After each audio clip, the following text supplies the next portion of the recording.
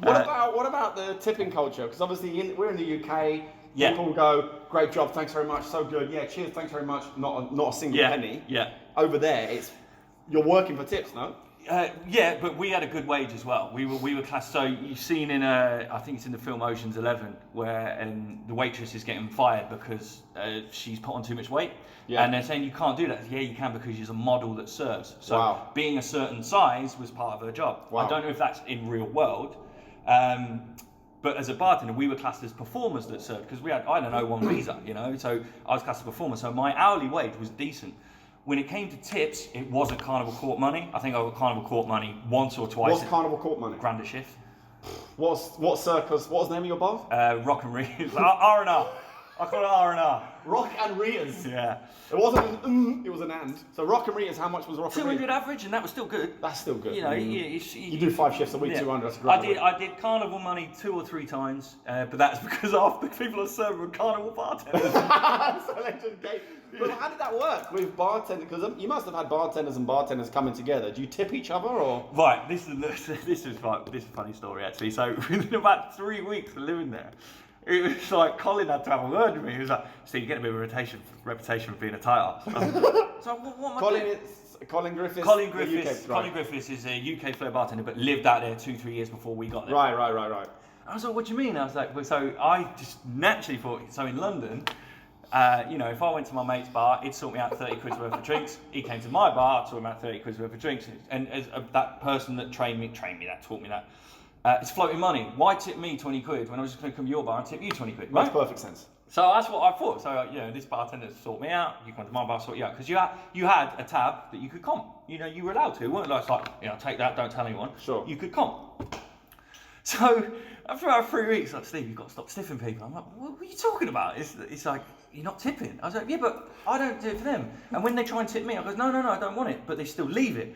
I'm like, right, okay. So it's literally, if you get 50 quid's worth of free drinks, $50 worth of free drinks, you got to tip 50. I'm like, what's the point of this?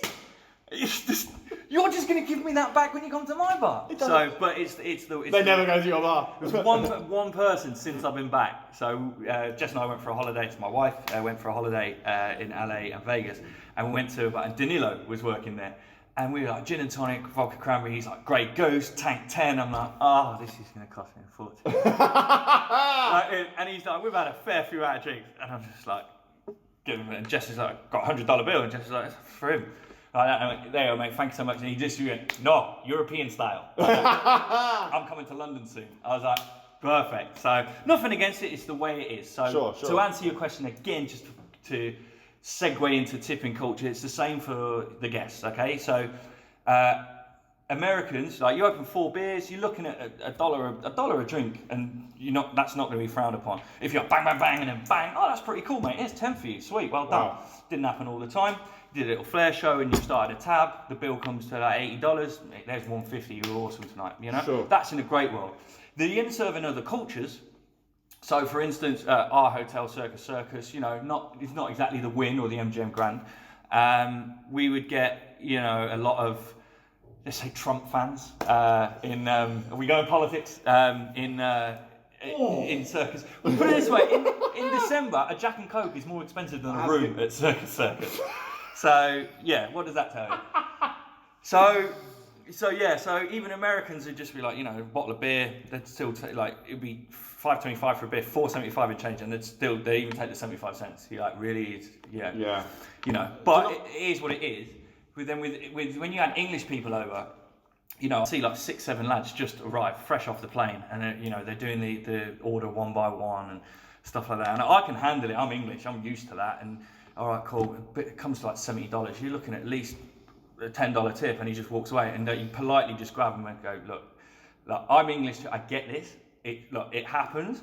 But you do that to an American bartender, you're going to be invisible for the rest of your time in that bar. It's like, well, we don't tip at home. You're not at home. Yeah. So, but I do find whenever I've gone there, I do find that, obviously the bartenders a lot of the time work for tips. In Vegas, I know most hotels, they get paid for it really well. Yeah, you get about $2 an hour. But I've watched, and you're like, if somebody doesn't tip, automatically they just get completely ghosted. Mm-hmm. And I just find I get it, you're working for tips, but at the same time, you're serving, your job is being a bar, you're supposed to tend the bar. Not everybody has the ability to tip you.